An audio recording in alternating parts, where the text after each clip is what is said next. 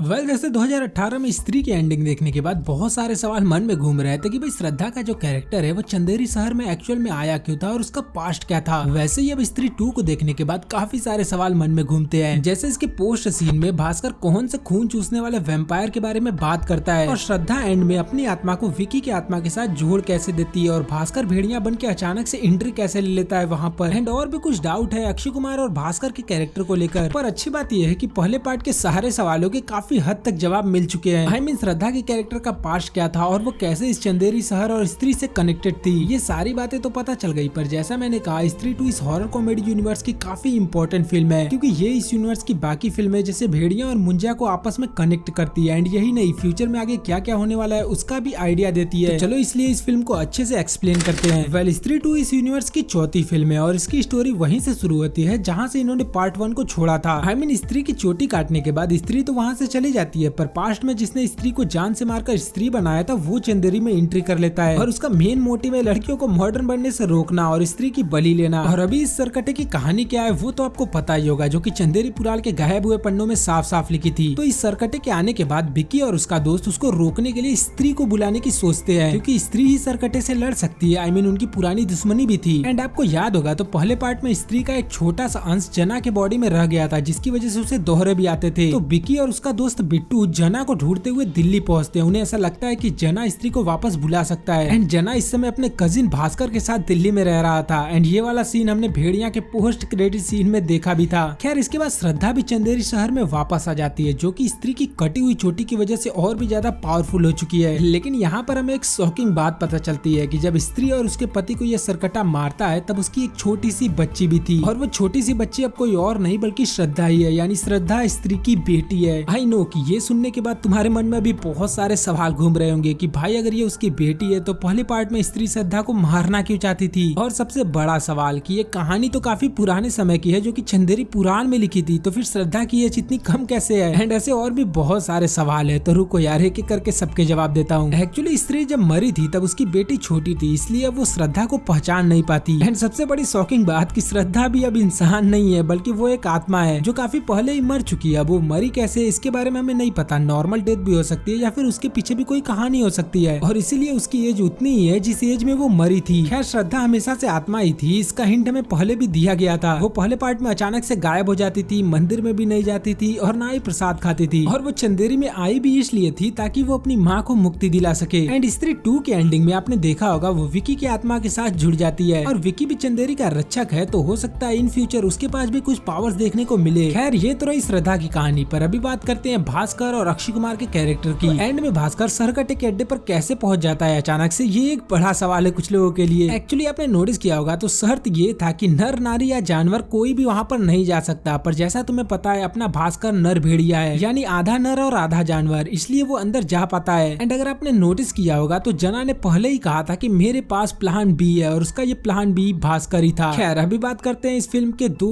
Post credit scene के बारे में। तो पहले वाले सीन में भास्कर हमें जंगल में दिखता है जिसके लिए जना कपड़े लेकर जाता है। एक्चुअली ये चंदेरी का ही सीन है जो कि हमें मुंजिया के पोस्ट क्रेडिट सीन में भी देखने को मिला था। सरकटे से लड़ने के बाद भास्कर जंगल में चला जाता है और सुबह इंसान बनने के बाद जना उसको कपड़े देने जाता है। एंड यहीं पर इन दोनों के बीच में एक कन्वर्सेशन होती है जिसमें भास्कर बताता है कि दिल्ली में कोई खतरा आ गया है जो गले से खून चूस लेता है। आई थिंक ये क्रॉसओवर हो सकता है इनकी अगली वैम्पायर वाली फिल्म का जिसमें आयुष्मान खुराना दिखने वाले हैं, जिसे हो सकता है कि बिट्टू का कजन दिखा सकते हैं जैसे जना को भास्कर का दिखाया था। बट मुझे ऐसा लगता है कि ये वैम्पायर मेन विलन नहीं होगा। हाँ इन लोगों की फाइट तो होगी लेकिन लास्ट में ये लोग एक हो जाएंगे। और इस यूनिवर्स का जो मेन विलन है उसे हमने दूसरे पोस्ट क्रेडिट सीन में देखा, अक्षय कुमार जो अपने आप को सरकटे का पूर्वज बताता है और सरकटे के कटे हुए सर को लेकर अपने अंदर डाल लेता है। एक्चुअली इसी ने चंदेरी के उन पन्नों को गायब किया था जिसपे सरकटे की कहानी लिखी थी और बाद में उन पन्नों को इसने ही रुद्रा के पास भेजा था। तो हो सकता है इसका एक प्लान था कि वो लोग सरकटे को पकड़े और उसके थ्रू ये पावर्स ले सके। खैर अभी भी बहुत कुछ है जो एक्सप्लेन करना बाकी है जो कि हो सकता है इस यूनिवर्स की आने वाली फिल्मों में देखने को मिले। एंड इसकी आने वाली फिल्म में वैम्पायर और भेड़िया 2 भी हो सकती है। पर जो भी हो डायरेक्टर अमर कौशिक ने इस यूनिवर्स को काफी अच्छे से बिल्ड किया। स्त्री 2 के एंडिंग में वो क्रॉसओवर देखकर काफी मजा आया, भेड़िया एक्स स्त्री वाला। वैसे ऐसा कुछ जो आपको ना समझ आया हो तो मुझे कमेंट करके जरूर बताना, मैं एक्सप्लेन करने की कोशिश करूंगा। बाकी बस आज के लिए बस इतना ही। अगर